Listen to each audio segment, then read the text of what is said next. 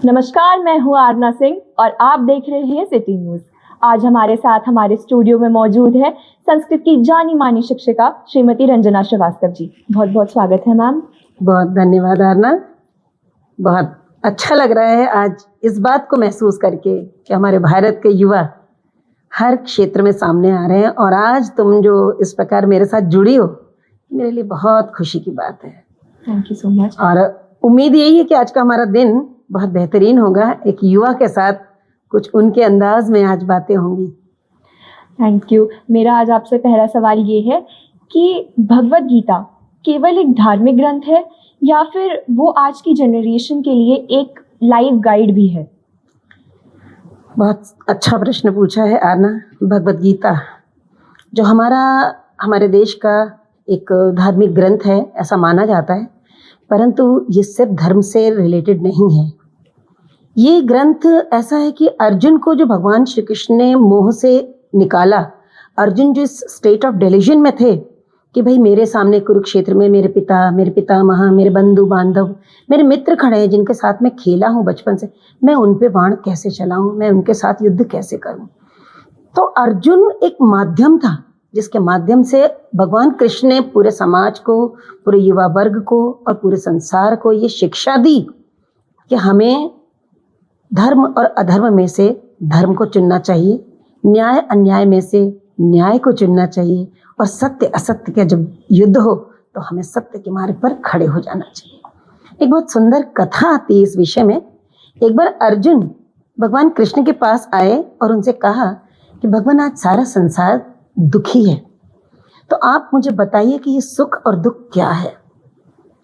तो भगवान ने कहा कि सुख और दुख हमारे अपने दृष्टिकोण पर निर्भर करता है। हम संसार को जिस नज़र से देखते हैं संसार हमें वैसा ही नज़र आता है। अर्जुन ने कहा कि भगवान कुछ इस पर और प्रकाश डालिए, थोड़ा और स्पष्ट कीजिए। तो उन्होंने कहा ठीक है, दुर्योधन को भी बुलाओ। दुर्योधन को भी बुलाया और अर्जुन को बुलाया, दोनों को एक एक स्वर्ण मुद्रा दी और कहा कि ये स्वर्ण मुद्रा लेकर आप दोनों नगर में जाइए और अर्जुन आप जिसमें सबसे ज़्यादा आपको अवगुण दिखाई पड़े ये स्वर्ण मुद्रा उसे दे दीजिएगा। और दुर्योधन को कहा कि जो सबसे ज़्यादा गुणी व्यक्ति आपको मिले ये स्वर्ण मुद्रा उसे दे दीजिएगा और शाम को आप वापस आ जाइए। दोनों शाम को वापस लौटते हैं भगवान के पास और देखते हैं कि दोनों की मुद्राएं उनके हाथ में। भगवान ने कहा ये क्या, आपने मुद्रा किसी को नहीं दी? अर्जुन ने कहा हे कृष्ण, मुझे कोई भी इस प्रकार का व्यक्ति नहीं मिला जिसमें कोई भी गुण ना हो। और दुर्योधन ने कहा मुझे ऐसा भी एक व्यक्ति नहीं मिला जिसमें कोई भी गुण हो। मैं व्यक्तियों को देखता था तो उनमें अवगुण नजर आ जाते थे, तो मैं दे नहीं सका। तो भगवान ने कहा कि यही भेद है कि हम सुख और दुख को अपने मन से तैयार करते हैं। हम सोचते हैं तो सुख है और हम सोचते हैं तो दुख है। तो सुख और दुख हमारे दृष्टिकोण पर निर्भर करता है। तो ये मात्र एक धार्मिक ग्रंथ नहीं है। भगवद गीता हमारे साथ नैतिक मूल्यों को जोड़ता है और हमारी आज की जो पीढ़ी है, युवा वर्ग जो हमारा है, उसका मार्गदर्शन करती है पुस्तक। बिल्कुल मैम। मेरा आपसे दूसरा सवाल ये है कि आज के जनरेशन को अगर वो संस्कृत सीखना चाहते हैं तो उन्हें शुरुआत कहाँ से करनी चाहिए? बहुत बढ़िया। अभी देखिए कल ही कुछ पॉडकास्ट आए थे, मैं देख रही थी कि सीबीएसई में इस समय जो बदलाव हो रहे हैं वो R1, R2, R3 का, उसमें अगर संस्कृत को R3 करते हैं तो जो पेरेंट्स हैं, जो अभिभावक वर्ग है, उनके सामने बड़ी चुनौती है कि हम संस्कृत को लें या हम किस प्रकार लें कि हमारे बच्चे के ऊपर ज़्यादा प्रेशर ना पड़े। लेकिन संस्कृत सीखना भी ज़रूरी है। क्यों सीखना ज़रूरी है? अब जैसे हम कह सकते हैं कि व्यक्ति समाज की सबसे छोटी इकाई होती है। अगर इस संसार को बनाना है, समाज को बनाना है, तो शुरुआत व्यक्ति से होगी। व्यक्ति से समाज बनेगा, समाज से राष्ट्र बनेगा और राष्ट्र से फिर हम अंतर्राष्ट्रीय स्तर की बातें करेंगे। तो अगर व्यक्ति को तैयार होना है तो हम उसकी सेहत पे भी ध्यान देंगे। तो जैसे आप संस्कृत बोलते हैं तो उसका उच्चारण आपके भीतर तमाम योग क्रियाएं करता है, यौगिक क्रियाएं, प्राणायाम करता है। तो हमारा स्वास्थ्य, हमारा जो फेफड़े हैं, हमारे जो श्वसन क्रिया है, बहुत बेहतरीन तरीके से चलती है।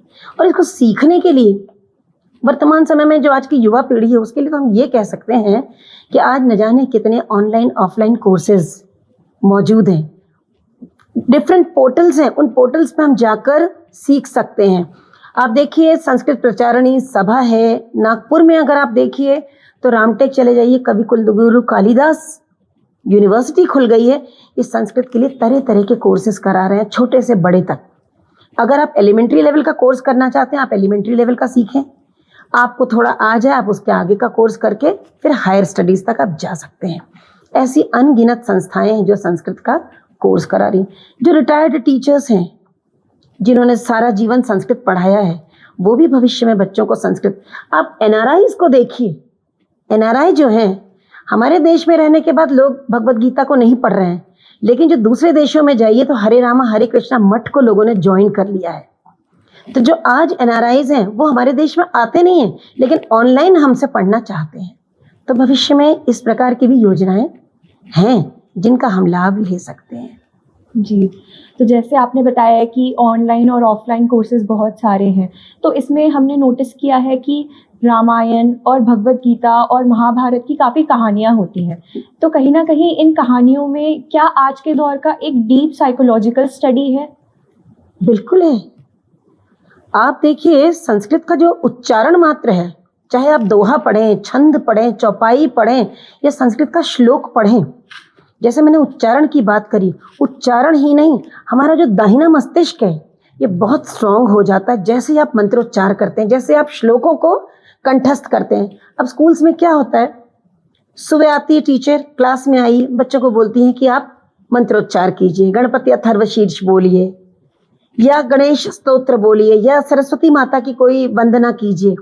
ये वंदना नहीं है मात्र, ये सिर्फ कोई श्लोकों का उच्चारण नहीं है, ये बच्चों को भीतर से बहुत स्ट्रांग बनाना है, क्योंकि हमारा मस्तिष्क का विकास इन श्लोकों को, इन मंत्रों को जैसे ही हम पढ़ते हैं, हमारे भीतर एक रिदम उत्पन्न होती है, हमारे भीतर एक कंपन, एक संवेदना उत्पन्न होती है, जो सीधे हमारे मस्तिष्क में, आपको पता है, आप साइंस पढ़ते हो, राइट वाला जो पार्ट है ये बहुत स्ट्रांग हो जाता है। तो जो रामायण है या जो महाभारत है, तो अगर आप इसको त्रेता युग द्वापर युग से जोड़ें तो राम के रूप में, एक मानव के रूप में भगवान विष्णु ने अवतार लिया, और वही द्वापर युग में कृष्ण भगवान भी मानव के रूप में आए।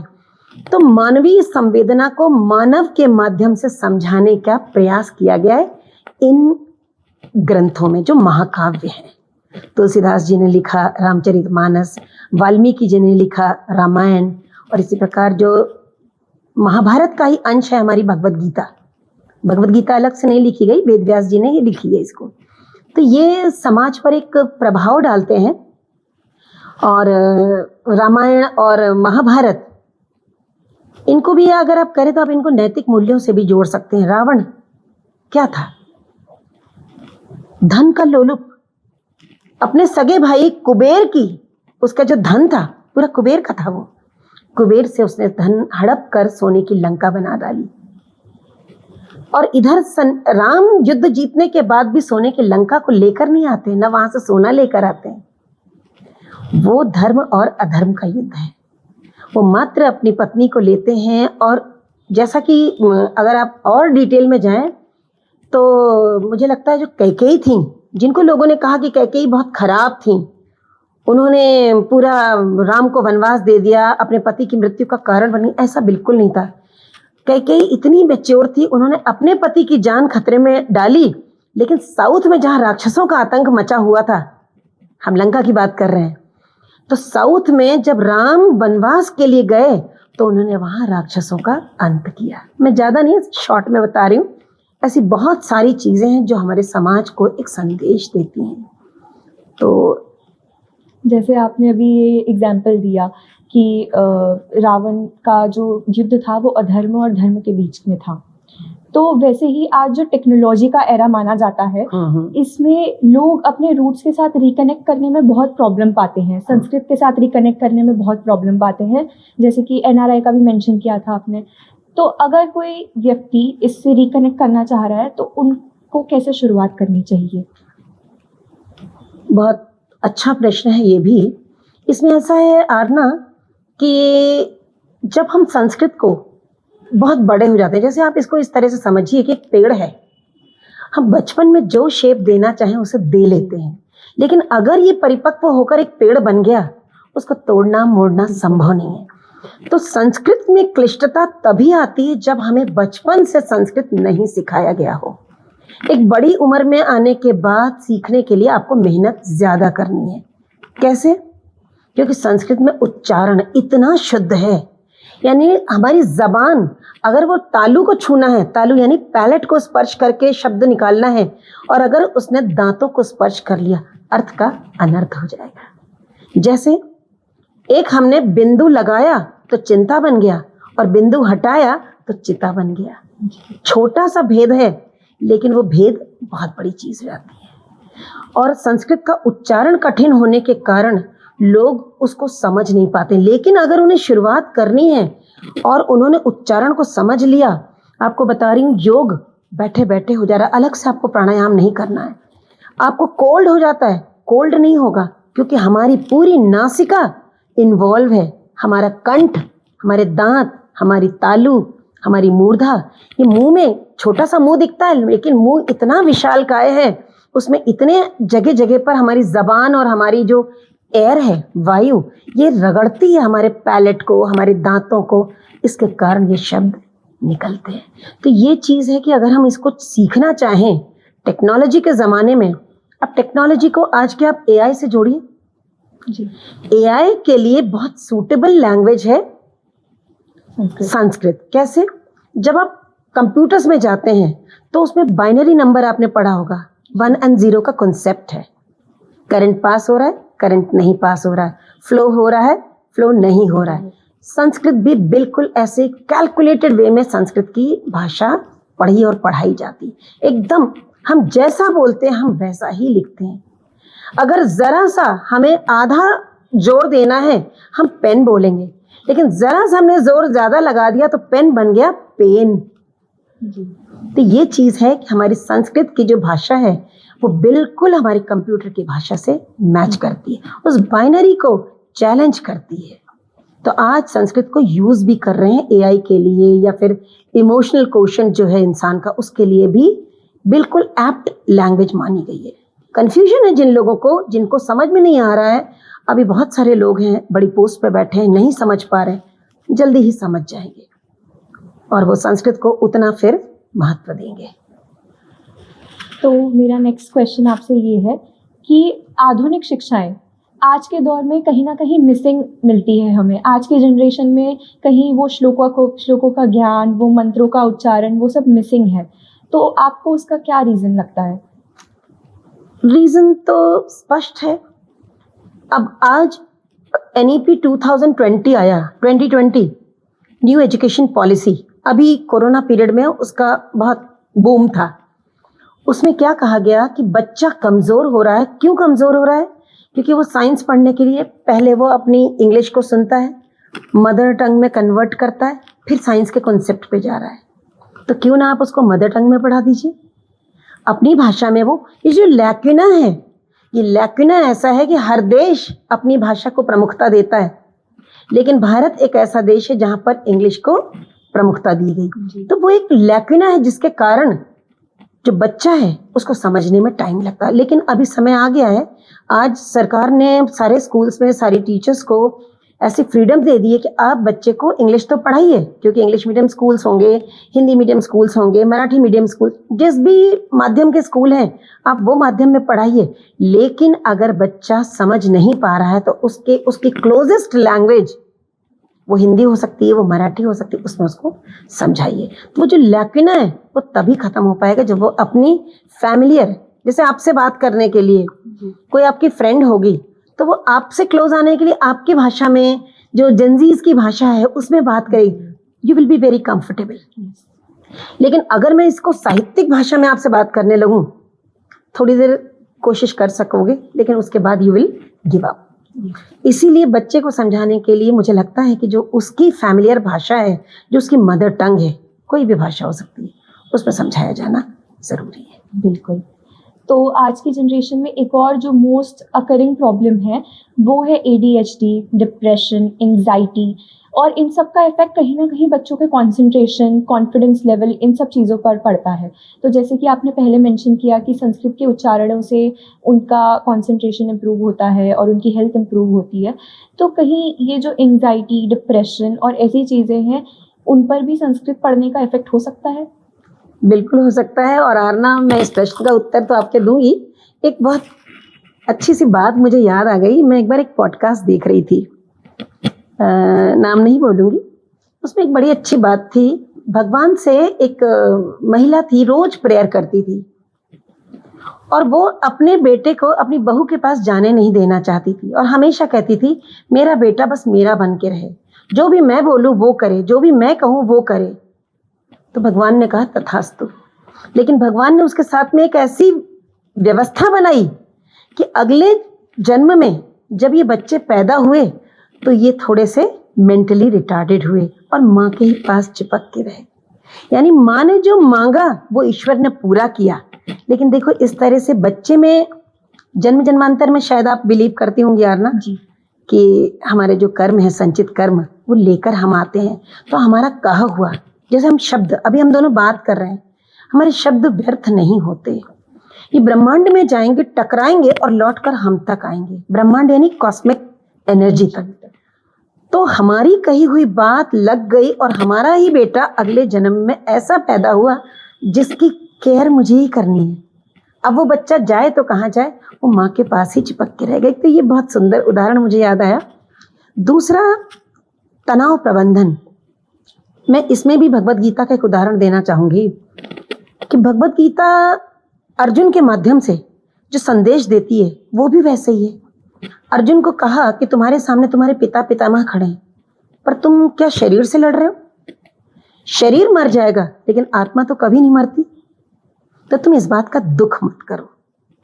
और जिन्होंने तुम्हारे संग बुरा किया और तुम्हें 5 गांव तक देने के लिए तैयार नहीं हुए, सुई की नोक के बराबर भी गांव देने के लिए तैयार नहीं हुए, मैं कौरव पांडव की बात कर रही हूँ, तो तुम उनको माफ कर दो। क्षमा एक बहुत बड़ा गुण होता है। भगवत गीता में 16वां अध्याय है, दैवासुर संपत विभाग। उसमें भगवान ने दैवीय भाव और आसुरीय भाव, इसको बड़ा अच्छा स्पष्ट किया है। इसमें क्षमा के बारे में भगवान कहते हैं, एक कथा सुनाती हूँ ऐसी। एक व्यक्ति था हरिद्वार में, गंगा नदी के किनारे बैठा था। वो देख रहा था कि एक संत है, नदी के किनारे एक केकड़ा बह रहा है पानी में, केकड़ा क्रैब, केकड़ा बह रहा है और उसे बचाने का बहुत प्रयास कर रहे हैं। वो लड़का यंग था, वहां से देख रहा है कि ये क्या कर रहे हैं, अपना समय ऐसी चीज के लिए बेकार कर रहे हैं जिसमें उनको कभी भी सक्सेस नहीं मिलेगी। केकड़े का क्या है गुण, उसका नेचर क्या है, काटना। वो तो काट लेगा, इन्हें क्या मिलेगा। तो वो गलत काम कर रहे हैं। वो चल कर आया उन संत के पास और कहने लगा कि ये क्या कर रहे हैं आप, पूरा समय अपना बर्बाद कर रहे हैं, व्यर्थ कर रहे हैं। आप इस केकड़े को बचाने की कोशिश कर रहे हैं, मौका मिलते ही आपको काट लेगा, ऐसा क्यों कर रहे हैं। संत ने उसकी बात सुनी लेकिन अनसुनी कर दी और लगातार कोशिश करते रहे और अंत में केकड़े को उस बहती हुई धार से निकालकर उन्होंने रेती पर, सैंड पे रख दिया और तब उस बच्चे को जवाब दिया। कहने लगे कि देखो, उसका गुण, उसका धर्म, उसका स्वभाव है काटना और मेरा स्वभाव है क्षमा कर देना। वो निरंतर काटता रहेगा और मैं निरंतर उसको क्षमा करता रहूंगा। इतने सुंदर सुंदर उदाहरण बताए गए भगवत गीता में। कोई पढ़े, मैं तो जितनी बार पढ़ती हूँ ऐसा लगता है कि अभी कुछ छूट गया, कुछ नया है। जितनी बार पढ़ो एक नया एंगल सामने आता है। तो ऐसी है भगवत गीता। जी, तो आपने जो ये फॉरगिवनेस के बारे में एक बहुत अच्छा लाइफ लेसन हमें बताया है। आई थिंक हमारी जनरेशन में ये काफ़ी कम एप्लीकेबल होती है चीज़, कम लोग उसे अप्लाई करते हैं, उसे इम्प्लीमेंट करते हैं अपनी लाइफ में। तो मुझे लगता है आपकी बातें सुनकर लोग उसे ज़रूर इम्प्लीमेंट और करेंगे। समय आएगा तो करेंगे। जब तक यंग हैं हम, हमारे पास खुला आसमान है, ब्रॉडन होराइजन है, तो लोग वहाँ जाते हैं। लेकिन जैसे उम्र बढ़ती है, मैच्योरिटी आती है ना, धरातल से जुड़ना चाहते हैं। तो संस्कृत क्या है, हमारी जड़ है, हमारी धरातल है। लोग जुड़ेंगे और इन कथाओं पे अमल भी करेंगे। बिल्कुल। तो आप हमारी जेनज़ी ऑडियंस को एक मैसेज देना चाहेंगी, भगवद गीता में दिया हो या फिर किसी कथा में दिया हो, आप अगर उन्हें बताना चाहेंगी, जो आज के टाइम पे बहुत इम्पोर्टेंट है उनके लिए जानना? अभी भी जो बात मैंने कही, मैं उसी बात को रिपीट करूंगी कि पेड़ में कितने भी पत्ते आ जाएं, कितने भी फल लग जाएं, अगर आपने उसकी जड़ को काट दिया या जड़ में कोई एसिड डाल दिया, वो पेड़ कभी पनप नहीं पाएगा। कितना भी आप आगे बढ़ जाएं, सारी चीज़ें कर लें, लेकिन जड़ों से जुड़ना बहुत ज़्यादा ज़रूरी है। अब जड़ क्या है, इसको हम संस्कृत को लेते हुए और परिवार को लेते हैं। परिवार में कौन है? आपके ग्रैंड पेरेंट्स होंगे। ग्रैंड पेरेंट्स मैटरनल साइड के हो सकते हैं, ग्रैंड पेरेंट्स पैटर्नल साइड के हो सकते हैं। हमारी ड्यूटी है कि हम परिवार में सबको बांध के रखें, और सारी उम्मीदें एक परिवार की यंगस्टर से होती, क्योंकि वो भावी हमारा कर्णधार है, परिवार को भी संभालेगा और हमारे देश को भी संभालेगा। तो संदेश यही है कि अपनी जड़ों से हमेशा जुड़े रहो। संस्कृत को सीखना है, संस्कृत को सीखो। कोई नहीं मिल रहा है, ऐसे अनगिनत आप गूगल पे जाकर पोर्टल सर्च कर सकते हैं, ऑफलाइन ऑनलाइन कोर्सेज सर्च कर सकते हैं, और उसको सीखने से क्या बेनिफिट होते हैं, आप मेंटली बहुत स्ट्रांग हो जा सकते हैं। अब हमारे बच्चे जब संस्कृत पढ़ते हैं, आप देखिए, जब जिस समय संस्कृत पढ़ते हैं, वो जो उच्चारण करते हैं, एक क्लास में एक रिदम, एक इको जनरेट होता है, और वो वातावरण बनता है जिसमें टीचर एक बबल क्रिएट करती है, और बबल में खुद तो बैठती है, अपने साथ अपने पूरे 40 बच्चों को लेके वो बबल में बैठ जाती है। और बीच में अगर कोई मेड आ गई या कोई सर्कुलर आ गया, कोई नोटिस आ गई, वो टीचर ने जितनी मेहनत से वो बबल बनाया है, उतनी ही आसानी से वो बबल टूट जाता है। तो बस यंग जनरेशन को यही कहना है मुझे कि दोनों को लेकर साथ चलो। ऐसा नहीं कि यंग जनरेशन एक ओल्ड जनरेशन जैसा बिहेव करने लग जाएगा, नहीं कर सकता। जेनजीज की अलग लाइफ है, मिलेनियल्स की अलग लाइफ थी, तो आप दोनों चीज़ों में अगर बैलेंस बिठा पाए तो बेस्ट लाइफ होगी, और वो संस्कृत के माध्यम से जुड़े तब तो और बेहतरीन है। बिल्कुल। तो मुझे लगता है कि जो एनसीईआरटी है हमारी, उसमें काफ़ी अच्छे अच्छे श्लोक दिए गए हैं। अगर कोई उसे इम्प्लीमेंट करना चाहे तो वो काफ़ी ज़्यादा यूज़फुल हो सकते हैं इवन आज के जनरेशन में। तो आप उनमें से कोई एक एग्जाम्पल दे सकते हैं अगर? तो मैं यंगस्टर्स के लिए ही उदाहरण दूंगी। एक उदाहरण पहले तो आपको हल्के से हिंदी में समझा देती हूँ, फिर उसका श्लोक बताऊंगी। जो सांख्य योग है भगवद गीता का चैप्टर 2 अध्याय 2, उसमें मिलता है। ऐसा है कि एक बच्चा था, उसने एक बार जिद कर ली कि मुझे एप्पल का मोबाइल चाहिए, और हल्का फुल्का नहीं चाहिए, 1.5-2 लाख वाला मोबाइल चाहिए। पिताजी सामान्य फैमिली को रन करते थे, उन्होंने कहा कि भाई घर में जो पुराना मोबाइल है तुम उसी को इस्तेमाल करो, क्यों तुम्हें नया मोबाइल चाहिए। बच्चे ने बहुत जिद कर ली, कमरा बंद कर लिया, खाना पीना छोड़ दिया, बिल्कुल जिद पे उतर गया। तो ये जो चीजें हैं ना, इसको भगवद गीता में इतने सुंदर तरीके से बताया गया है। श्लोक ऐसा है कुछ, ध्यायतः विषयान पुंसः संगः तेषु उपजायते, संगात कामः उपजायते, कामात् क्रोधः उपजायते, क्रोधात् सम्मोहः, सम्मोहात् स्मृतिविभ्रम, स्मृतिभ्रंशात् नरः विनश्यति, कुछ ऐसा करके श्लोक है। श्लोक थोड़ा सा मुझे हल्का सा स्किप हो गया। उसमें इस तरह से है कि हम जिन विषय वासनाओं में उलझते हैं ना, उससे हम उसमें स्टक हो जाते हैं। हमें मोबाइल क्यों चाहिए? मोबाइल हमारा क्या काम है कि हम एक दूसरे से कनेक्ट हो सकें, थोड़ा बहुत एंटरटेन भी कर सकें, लेकिन उसके लिए हमारे पिताजी की अगर आमदनी नहीं है तो हम उतने बड़े मोबाइल की डिमांड ना करें कि जो हमारे फादर अफोर्ड ना कर सके। तो ये भगवत गीता के 2nd चैप्टर में कहा गया है कि अगर हम स्टक होते हैं तो हमारी उसमें एकदम डेल्यूजन की स्टेट आ जाती है, मोह में हम फंस जाते हैं। जैसा कि अर्जुन फंस गया था कि सामने मेरे बंधु बांधव खड़े हैं, पिताजी खड़े हैं, मैं कैसे लड़ाई करूं। और मोह में अगर फंसे तो हमारी मेमोरी गई, मेमोरी खत्म हुई तो हम खुद एक दिन नष्ट हो जाते हैं। तो इतना सुंदर ये चैप्टर 2 है सांख्य योग भगवद गीता में, जिसमें ये श्लोक है। ये 2 श्लोक हैं, बहुत बेहतरीन श्लोक हैं। एक्चुअली सांख्य योग में 72 श्लोक हैं, 72। तो उनमें इन नैतिक मूल्यों के माध्यम से समाज को संदेश देने का एक कोशिश किया गया। कहते हैं ना कि भगवद गीता हर समस्या का समाधान है जी। तो जितनी भी चीज़ें आप पढ़िए उसको आप रिलेट कर सकते हैं जी। तो मैम आपसे बातचीत करके हमें बहुत अच्छा लगा and thank you so much for coming to our studio. Thank you. Thank you, Anna, and my blessings to you. Thank you so much.